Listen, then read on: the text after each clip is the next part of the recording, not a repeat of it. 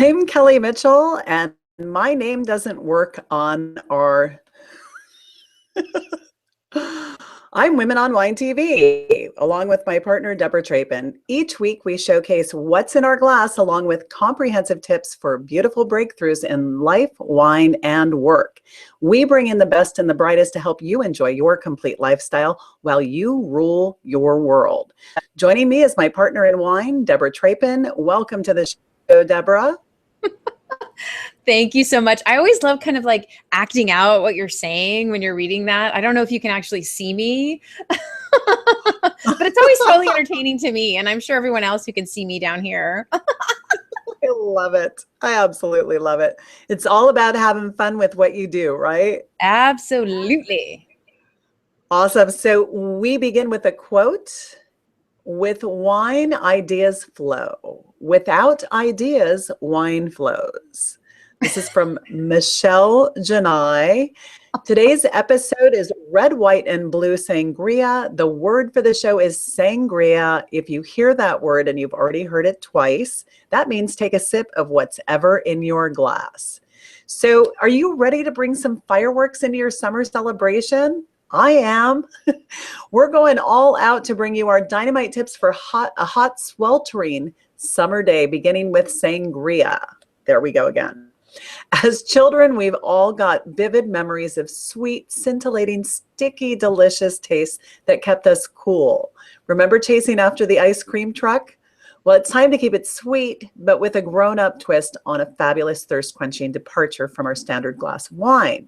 Today, we're sharing tips and truths to help you transform into a stress-free host with the most by packing punch into your party with sangria. I hope you got all those sips in, Deborah.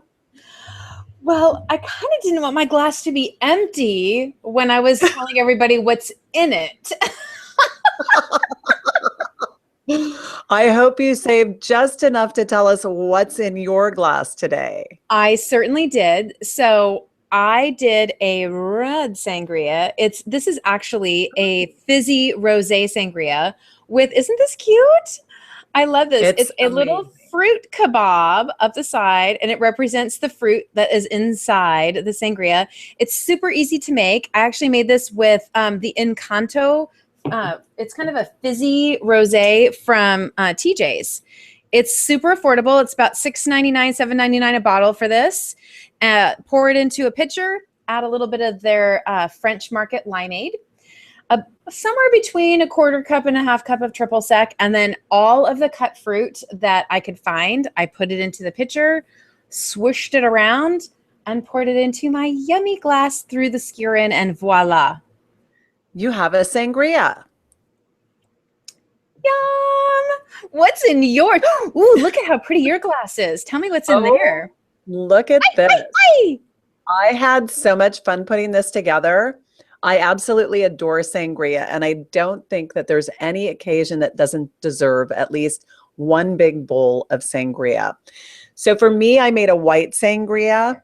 I put a half cup of juice of citrus, so 3 to 4 lemons.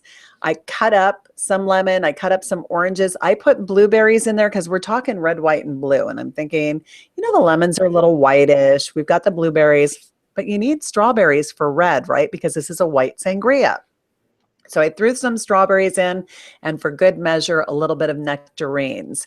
But you can also put an orange in there, half cup of sugar. If you don't like sugar or having to wait for it to all happen, in due time or quickly, then you can make a simple syrup with a half cup of sugar. Also, freshly squeezed orange juice, a bottle of soda water. We want to put 1 bottle of wine in it. And for me, I used the unbranded, well, it's branded, it's Conundrum. It's a table wine. It's a little expensive. Like normally I wouldn't put it in there, but when you don't have anything else, you put whatever's at hand. So the Conundrum went into the glass, and based on my day today, it's perfect.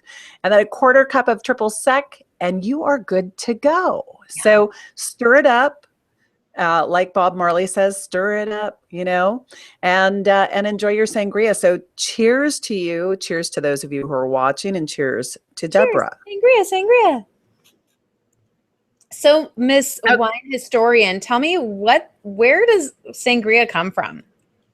Oh my God, this is so funny. And this was like such a fun journey. So just to learn about this. So like over 2000 years ago, I mean, we're going back and forth between the Greeks and Romans with wine right now, right? So these Romans made their way down the Iberian Peninsula and then planted vineyards as they were going. I'm not sure if this was in between killing people or building houses, but it was really unsafe.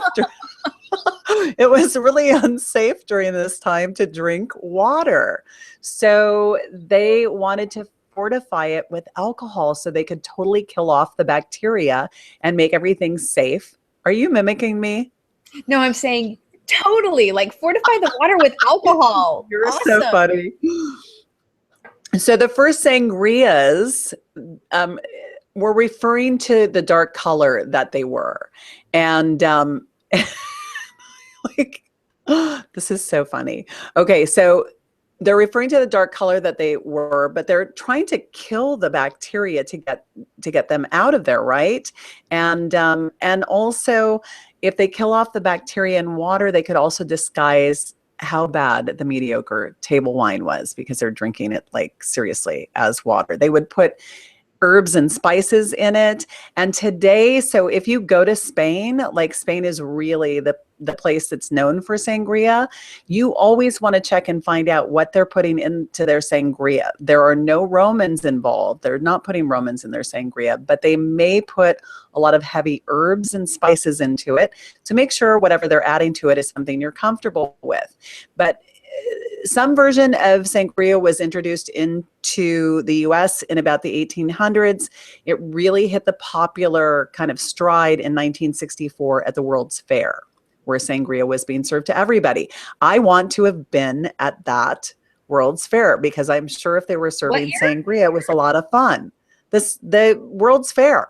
And what year does it say?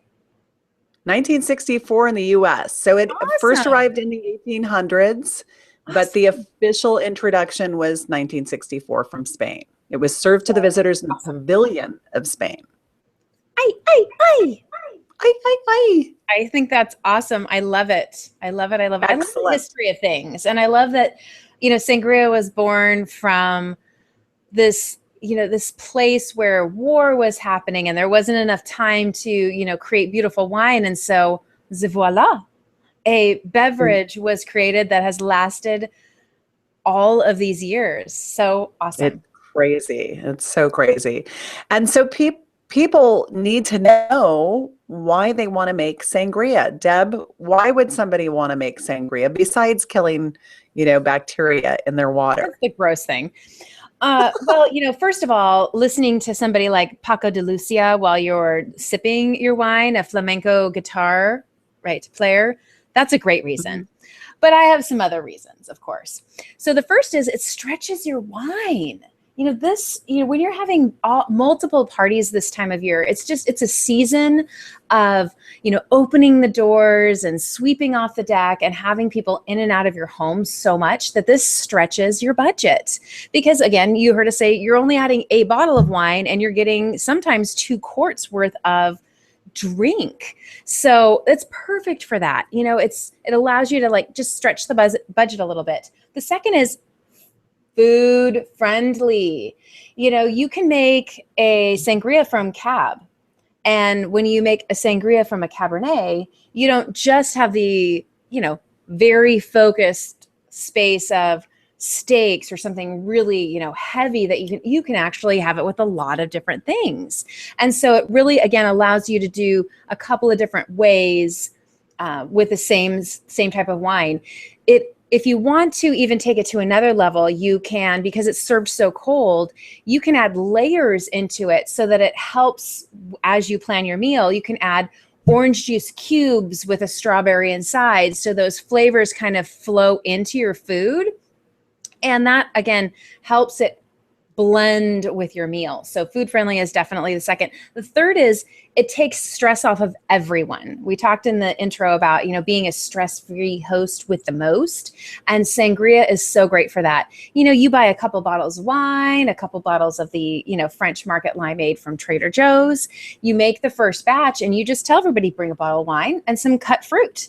And they come and you add it and it grows. It's like stone soup, right? The story of stone soup, where it's just everyone just comes in, brings a little, adds a little, and the flavor just keeps changing and growing. And that's just fun.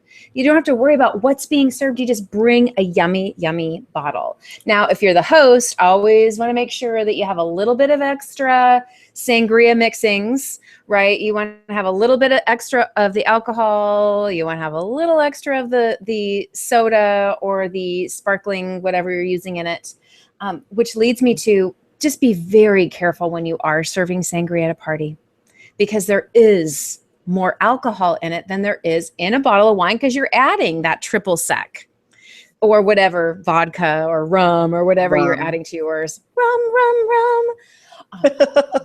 So just be careful. Absolutely. Yeah. And so I know you have some sassy little tips and zingy things over there. So tell us what you've got going on over there, Cal. How can people take it to the next level? So I think, starting off, remember your pantry needs seltzer water, simple syrup, citrus, and berries. That's the standard. But when you want to kind of kick it up a notch, you can make it spicy. Think basil and fresh ginger. Right? It reminds me of a craft sangria. I so love that. So something a little bit different. You can actually make popsicles out of sangria and with the fruit in them. So how fun would that be? Grown-up popsicles, right? We never get away from still having that child within us. Thank goodness. So cater to that. And then also, instead of that, with a white sangria, instead of that dry bottle of white wine, substitute it with a bottle of bubbly. Stick with the brut because we don't want it sticky sweet. We want it fabulous and light. And then also, let's see, how about barbecued fruit, right? You want a different flavor? Barbecue the fruit and throw it into the sangria. That's different. So good. I love barbecued watermelon. Oh my goodness, me too. It's so delicious with a little goat cheese on the side. Goat cheese goes with everything. Right. And then, so 3 quick tips. If you're sick of slicing strawberries, use that stupid egg slicer you never use for anything else. So stick a strawberry in there, take that egg slicer and just push it down. Boom, you're done. Throw it in there. You don't have to slice them one by one. And then also keep in mind that sangria can have anywhere from a 4 to 18% alcohol content if you're throwing hards in there. So drink with caution. And if you're one of those people like me who sometimes gets accidentally a beautiful bottle of white that they haven't chilled yet, freeze a few grapes, or maybe freeze a whole bag of grapes and throw those into the sangria as a way to cool down your sangria. That's 3 now, I think, Deb. Hope you're keeping up with me. I'm trying to keep up with you. Holy smokes. And it won't water down the sangria. And I think that's a wrap. What do you think? I love it. I think the only other thing the only quick tip is we talked about white sangria. We talked about red. The way to make your sangria blue, if you want to do that for Independence Day or Memorial Day or Labor Day or anything where you need the colors of the flag, use your white wine. And instead of the rums or the triple secs, use the blue curacao. That will make it blue. That will give it that blue. Oh, Kelly's just like, oh, I don't like it. It does make it a super bright blue. Or you can be fabulous like Kel and just use white wine, red strawberries, and blueberries, and you can have your red, white, and blue all in one. Or maybe you could just put a little food coloring in there that's blue. You could, totally. There are lots of ways to make it blue if you don't like blue curacao.